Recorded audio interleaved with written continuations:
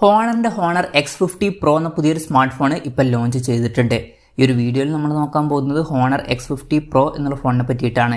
Video തുടങ്ങുന്നതിന് മുമ്പ് പറയാനുള്ള ഒരു കാര്യം എന്താ വെച്ചാൽ, നിങ്ങൾ ടെക് വാർത്തകൾ ഫോളോ ചെയ്യാൻ താല്പര്യമുള്ളവരാണെന്നുണ്ടെങ്കിൽ നമ്മുടെ വാട്സപ്പ് ചാനലിലോ അല്ലാന്നുണ്ടെങ്കിൽ ടെലഗ്രാം ചാനലിലോ ജോയിൻ ചെയ്യാവുന്നതാണ്. താഴെ ഡിസ്ക്രിപ്ഷനിലും അതുപോലെ തന്നെ കമൻറ്റ് ബോക്സിലും നമ്മുടെ വാട്സപ്പ് ചാനലിൻ്റെയും അതുപോലെ തന്നെ ടെലഗ്രാം ചാനലിൻ്റെയൊക്കെ ലിങ്കും കാര്യങ്ങളൊക്കെ കൊടുക്കുന്നുണ്ട്. അവിടെ റെഗുലർ ആയിട്ടുള്ള ടെക് അപ്ഡേറ്റ്സും കാര്യങ്ങളൊക്കെ ലഭിക്കുന്നതായിരിക്കും.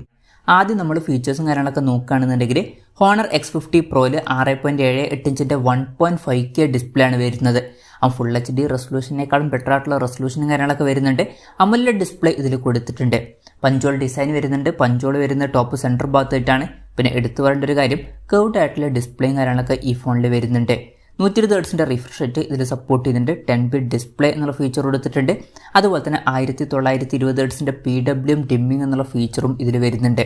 അപ്പോൾ ഡിസ്പ്ലേ ഫീച്ചേഴ്സ് നമ്മൾ മൊത്തത്തിൽ നോക്കുകയാണെന്നുണ്ടെങ്കിൽ അത്യാവശ്യം നല്ല ഡിസ്പ്ലേ ഫീച്ചേഴ്സും കാര്യങ്ങളൊക്കെ ഈ ഫോണിൽ വരുന്നുണ്ട് എന്ന് പറയാവുന്നതാണ്. എടുത്തു പറയേണ്ട കാര്യം, കർവ്ഡ് ആയിട്ടുള്ള ഡിസ്പ്ലേയും കാര്യങ്ങളൊക്കെ ഇതിൽ കൊടുത്തിട്ടുണ്ട്.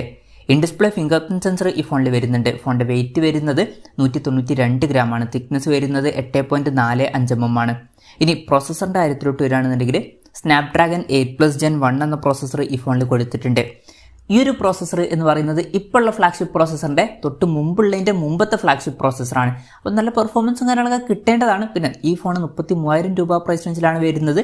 ആ ഒരു പ്രൈസ് റേഞ്ചിൽ ഇത് അത്യാവശ്യം തിരക്കുകളില്ലാത്ത നല്ലൊരു പ്രോസസ്സറാണ് എന്നൊക്കെ തന്നെ പറയാവുന്നതാണ്.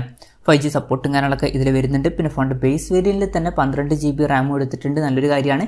256 GB ഇൻറ്റേർണലും ഇതിൻ്റെ കൂടെ വരുന്നുണ്ട്. പിന്നെ ഫോൺ പെട്ടെന്ന് നീറ്റാതിരിക്കാൻ വേണ്ടിയിട്ട് 5100 mm² വേപ്പർ കൂളിംഗ് സിസ്റ്റവും കാര്യങ്ങളൊക്കെ ഇതിൽ കൊടുത്തിട്ടുണ്ട്. NFC എന്നുള്ള ഫീച്ചർ ഇതിൽ സപ്പോർട്ട് ചെയ്യുന്നുണ്ട്. Android 13 ബേസ് ആയിട്ടുള്ള MagicOS സോഫ്റ്റ്വെയർ ആണ് ഈ ഫോണിൽ വരുന്നത്. ക്യാമറയുടെ കാര്യം പറയുകയാണെന്നുണ്ടെങ്കിൽ ഫോണിൻ്റെ പിന്നിൽ ഡ്വൽ ക്യാമറ സെറ്റപ്പ് കൊടുത്തിട്ടുണ്ട്. 108 MP മെയിൻ ക്യാമറ സെൻസറൊക്കെ ഈ ഫോണിൽ വരുന്നുണ്ട്. f1.75 വരുന്ന മെയിൻ ക്യാമറ സെൻസറാണ് ഇതിൽ വരുന്നത്. പിന്നെ രണ്ടാമത് 2 MP f2.4 വരുന്ന ഒരു മാക്രോ ലെൻസും കൊടുത്തിട്ടുണ്ട്. ശ്രദ്ധിക്കേണ്ട ഒരു കാര്യം, അൾട്രാ വൈഡ് ആംഗിൾ ലെൻസ് ഒന്നും ഇതിൽ വരുന്നില്ല. ഈ ഒരു പ്രൈസ് റേഞ്ചിലൊക്കെ വരുന്ന ഒരു ഫോണിൽ നമ്മൾ അൾട്രാ വൈഡ് ആംഗിൾ ലെൻസ് ഒക്കെ എക്സ്പെക്ട് ചെയ്യുന്നുണ്ട്. പക്ഷേ ഈ ഫോണിൽ അത് മിസ്സിംഗ് ആണ്. പിന്നെ ഫ്രണ്ടിൽ 8 MP f2.0 വരുന്ന സെൽഫി ക്യാമറ എടുത്തിട്ടുണ്ട്. ബാറ്ററിയുടെ കാര്യം പറയുകയാണെന്നുണ്ടെങ്കിൽ 5800 mAh ബാറ്ററിയാണ് ഈ ഫോണിൽ വരുന്നത്. അപ്പം അത്യാവശ്യം നല്ലൊരു ബാറ്ററി കപ്പാസിറ്റിയും കാര്യങ്ങളൊക്കെ ഈ ഫോണിൽ വരുന്നുണ്ട് എന്ന് പറയാവുന്നതാണ്. 35 വാട്ടിൻ്റെ ഫാസ്റ്റ് ചാർജ് സപ്പോർട്ട് വരുന്നുണ്ട്. തിരക്കേടില്ലാത്തൊരു ചാർജിങ് സ്പീഡാണ്. Type-C ചാർജിങ് പോർട്ടും ഇതിൽ കൊടുത്തിട്ടുണ്ട്. അപ്പം തിരക്കേടില്ലാത്ത നല്ലൊരു ബാറ്ററി സെറ്റപ്പും ഇതിൽ വരുന്നുണ്ട് എന്നൊക്കെ പറയാവുന്നതാണ്. അപ്പം ഇതൊക്കെയാണ് ഫീച്ചേഴ്സിനെ പറ്റി പറയാനുള്ള കാര്യങ്ങൾ. പിന്നെ ഈ ഒരു സ്മാർട്ട് ഫോൺ ഇപ്പം ഇന്ത്യൻ മാർക്കറ്റിൽ ലോഞ്ച് ചെയ്തിട്ടില്ല. അപ്പോൾ ചൈനീസ് മാർക്കറ്റിലാണ് ഈ ഫോൺ ലോഞ്ച് ചെയ്തിരിക്കുന്നത്. ചൈനീസ് മാർക്കറ്റിൽ ഈ ഫോൺ ലോഞ്ച് ചെയ്തിരിക്കുന്നത് 2799 yuan എന്ന പ്രൈസിങ്ങിലാണ്. അതായത് 33,000 രൂപ പ്രൈസ് റേഞ്ചിൽ.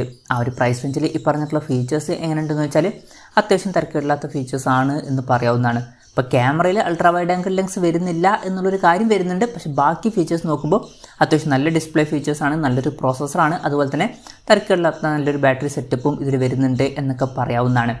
ഇനി ഇന്ത്യൻ മാർക്കറ്റിൽ ഈ ഫോൺ ലോഞ്ച് ചെയ്യുമോ എന്ന് വെച്ചാൽ ചിലപ്പം ഈ ഫോൺ ഇന്ത്യൻ മാർക്കറ്റിൽ ലോഞ്ച് ചെയ്തേക്കാം. ഇപ്പം ഹോണർ അവരുടെ ഡിവൈസുകൾ ഇന്ത്യൻ മാർക്കറ്റിലും ലോഞ്ച് ചെയ്യുന്നുണ്ട്. എന്തായാലും കൺഫർമേഷൻസും കാര്യങ്ങളൊന്നും ഇപ്പം പുറത്ത് വന്നിട്ടില്ല. ഇന്ത്യയിൽ ലോഞ്ച് ചെയ്യുകയാണെന്നുണ്ടെങ്കിൽ അതിൻ്റെ ലോഞ്ച് ഡേറ്റിനെ പറ്റിയിട്ടുള്ള ന്യൂസുകളൊക്കെ വരുമ്പോൾ അതിനെ പറ്റിയിട്ടുള്ള വീഡിയോസൊക്കെ നമ്മൾ ചെയ്യുന്നതായിരിക്കും. അപ്പം അതുപോലുള്ള വീഡിയോസ് കാണാൻ താല്പര്യമുണ്ടെന്നുണ്ടെങ്കിൽ ഈ ചാനൽ സബ്സ്ക്രൈബ് ചെയ്യാവുന്നതാണ്. പിന്നെ ഇന്ത്യയിൽ ഈ ഫോൺ ലോഞ്ച് ചെയ്യുമ്പോൾ വില കുറച്ചും കൂടി കൂടാൻ ചാൻസ് ഉണ്ട്. മിക്കവാറും 40,000 രൂപ കുറഞ്ഞത് നമുക്ക് എക്സ്പെക്ട് ചെയ്യാവുന്നതാണ്. ചിലപ്പം വില അതിലും കൂടുതൽ വരാനും ചാൻസ് ഉണ്ട്. ഒരു 45,000 രൂപ പ്രൈസ് റേഞ്ചിൽ വരെയൊക്കെ എത്തിയേക്കാം. അപ്പം ഹോണർ പഴയ ഫോൺ ലോഞ്ച് ചെയ്തപ്പം അത്യാവശ്യം വില കൂടുതലായിട്ട് തന്നെയാണ് അവർ ലോഞ്ച് ചെയ്തിട്ടുള്ളത്. എന്തായാലും കൺഫർമേഷൻസ് ഒന്നുമില്ല, ജസ്റ്റ് നമ്മുടെ എക്സ്പെക്ടേഷൻ പറഞ്ഞു എന്നേ ഉള്ളൂ. എന്തായാലും ഹോണറിൻ്റെ ഹോണർ X50 Pro എന്ന പുതിയൊരു സ്മാർട്ട് ഫോൺ ഇപ്പോൾ ലോഞ്ച് ചെയ്തിട്ടുണ്ട്. ഈ ഒരു ഫോണിനെ പറ്റിയിട്ടുള്ള നിങ്ങളുടെ അഭിപ്രായം ജസ്റ്റ് ഒന്ന് കമൻറ്റ് ചെയ്യുക. അതുപോലെ തന്നെ ഈ ഒരു സ്മാർട്ട് ഫോൺ ഇന്ത്യൻ മാർക്കറ്റിൽ ലോഞ്ച് ചെയ്യുകയാണെന്നുണ്ടെങ്കിൽ നിങ്ങൾ ഏത് പ്രൈസിങ്ങിലാണ് എക്സ്പെക്ട് ചെയ്യുന്നത് എന്നുള്ള കാര്യം കൂടി ജസ്റ്റ് ഒന്ന് കമൻറ്റ് ചെയ്യുക.